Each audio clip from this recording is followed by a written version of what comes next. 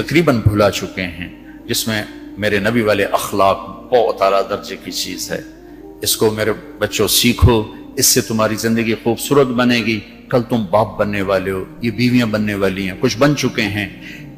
ایک ساتھ زندگی کے لیے میرے نبی والے اخلاق کے بغیر گزارا نہیں ہے۔ صرف پیسے سے زندگی نہیں گزرتی، شکل و صورت سے زندگی نہیں گزرتی، شکلیں بھی اپنی جاذبیت ختم کر دیتی ہیں کچھ عرصے کے بعد، اور پیسے کی کھنک بھی انسان بھلا دیتا ہے جب رویے غلط ہوتے ہیں، جب رویے سخت ہوتے ہیں۔ مجھے ایک کھربوں پتی آدمی کی بیگم ملی، کھربوں پتی، کروڑوں کھربوں پتی آدمی، اور بیٹھتے ہی رونا شروع کر دیا، کہا مولانا میری کوئی زندگی نہیں، میرے خامند کا رویہ میرے ساتھ ٹھیک نہیں۔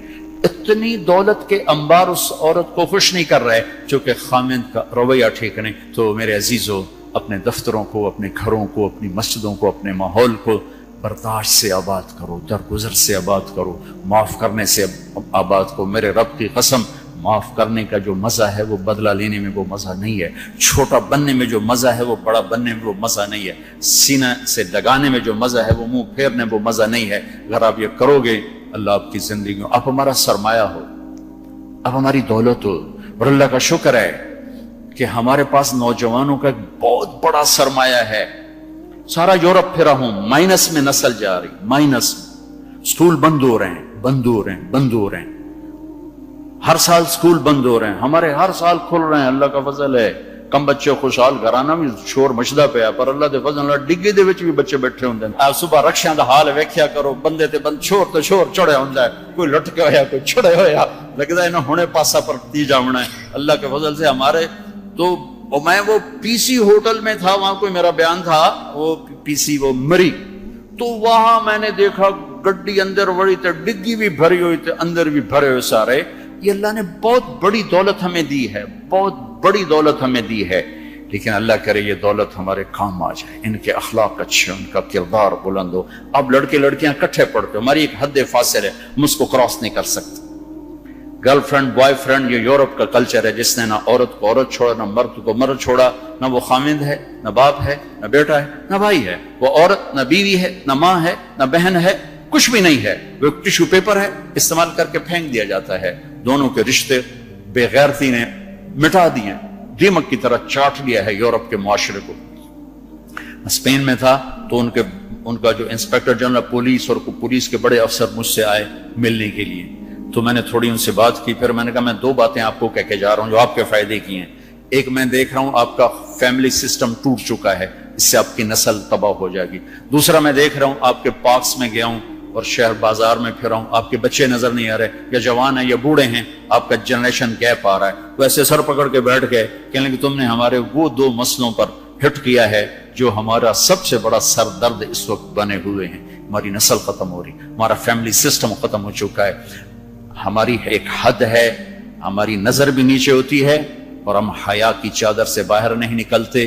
بے حیائی جس معاشرے میں پھیلتی ہے اس معاشرے کو اللہ پنپنے نہیں دیتا، وہ معاشرہ ذلت اور پستی کا شکار ہو جاتا ہے۔ یورپ کی عورت نے آزادی کا نعرہ لگا کر سب کچھ گنوا دیا، سب کچھ گنوا دیا ہے، نہ ماں کی نسبت، نہ بیوی کی نسبت، نہ بہن کی نسبت، نہ بیٹی کی نسبت، کچھ اس کے ہاتھ میں نہیں ہے، اور وہاں کا معاشرہ انتہائی دکھی ترین معاشرہ۔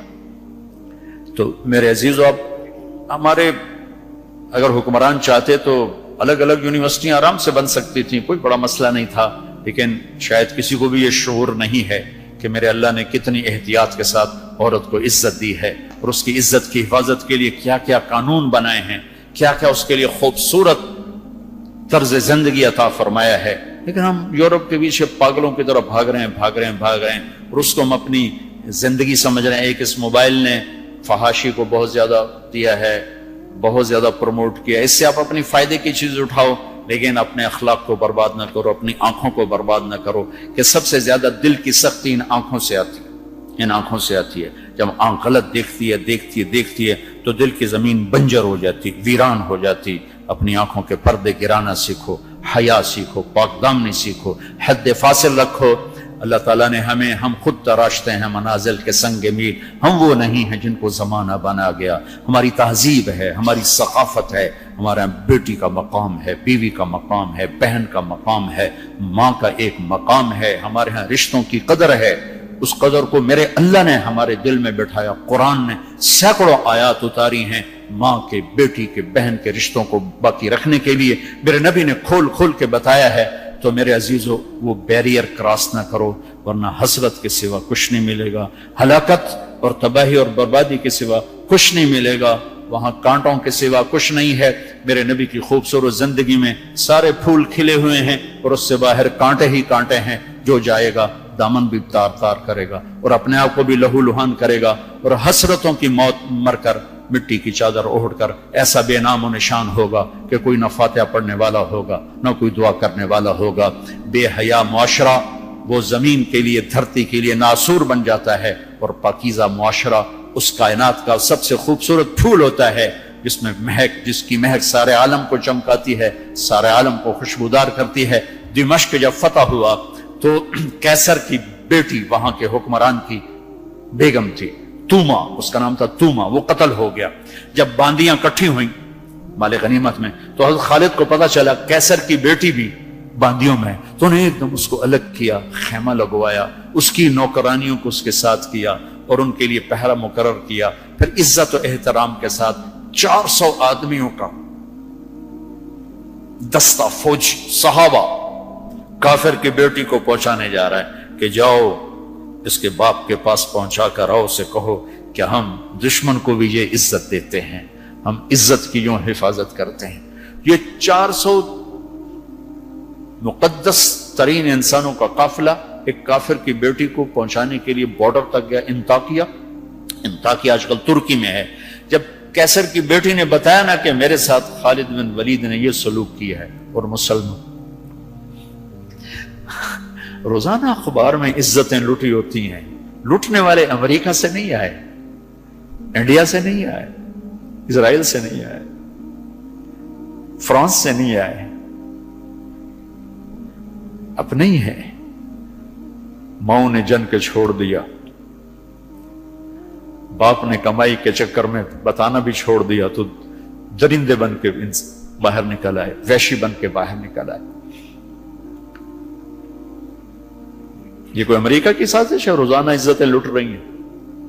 جب کیسر کو پتا چلا، اس کی بیٹی نے بتایا تو کیسر رونے لگا اور اس نے کہا جس قوم کے یہ اخلاق ایک دن آئے گا کہ میرے اس تخت کے بھی مالک ہوں گے جس پر میں آج بیٹھا ہوا ہوں. اور 6 مہینے بعد وہ ہوا. اللہ نے انطاکیہ بھی صحابہ کے قدموں میں ڈالا. میرے عزیزو، ہماری ایک عزت ہے، ہماری ایک ناموس ہے، ہماری آنکھ بے حیا نہیں ہوتی.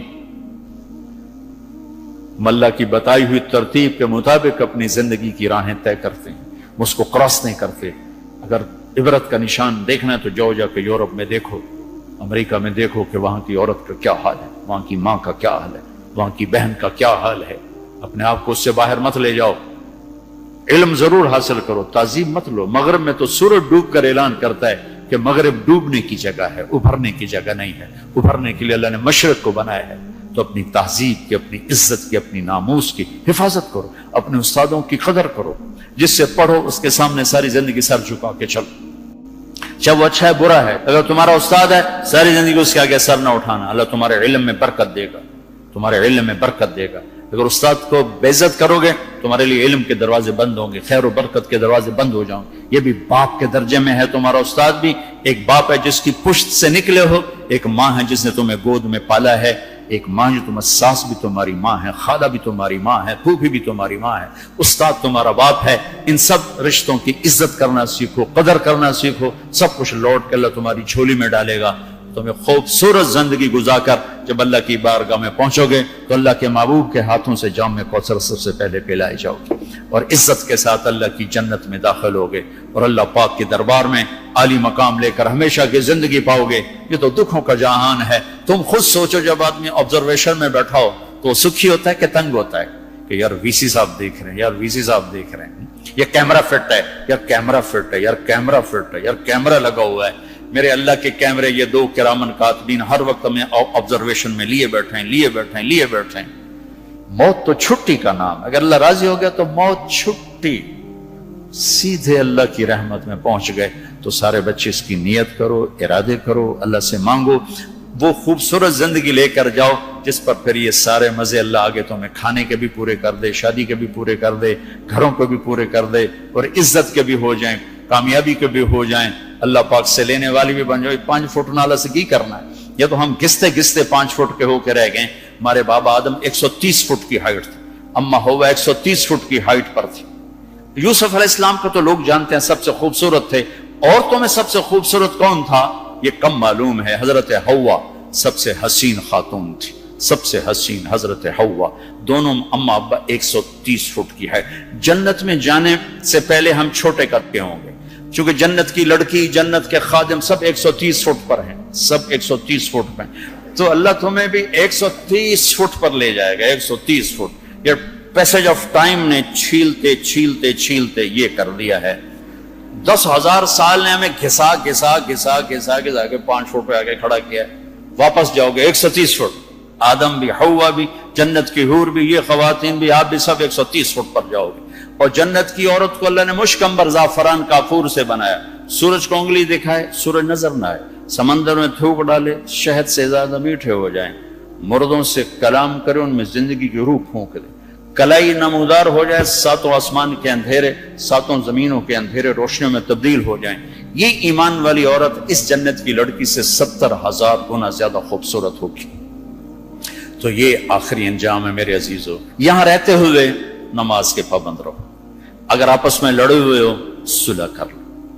میں نے بھی ہاسٹل لائف گزاری، بہت چھوٹی عمر میں گزاری، میں تو 11 سال کا تھا جب میرے باپ نے مجھے بھیج دیا لاہور، کہتے ہیں ڈاکٹر بنانا ہے، تو میں ہاسٹل لائف میں ایک عرصہ گزرا ہے میرا، اور اچھے اداروں میں گزرا ہے، تو لڑائیاں جھگڑے یہ سب کچھ نفرتیں چلتی ہیں۔ میں کم جو آپ بچے بچیاں آئے ہوئے ہو، اگر کسی سے لڑے ہوئے صلح کر لو، کسی استاد سے بے ادبی ہوئی ہے جا کے معافی مانگ لو، اپنے ماں باپ سے کوئی گستاخی ہے جا کر معافی مانگ لو، کسی بہن بھائی سے لڑائی ہے معافی مانگ لو، کوئی خامن بیوی سے ناراض ہے، بیوی خامن سے ناراض ہے، تو ایک دوسرے کو معاف کر دو۔ اللہ تعالیٰ کو معاف کرنا پسند ہے۔ آپس میں محبت سے رہو، درگزر سے رہو، کہیں لڑائی ہو جائے صلح کرواؤ، کہیں جھگڑا ہو جائے صلح کرواؤ۔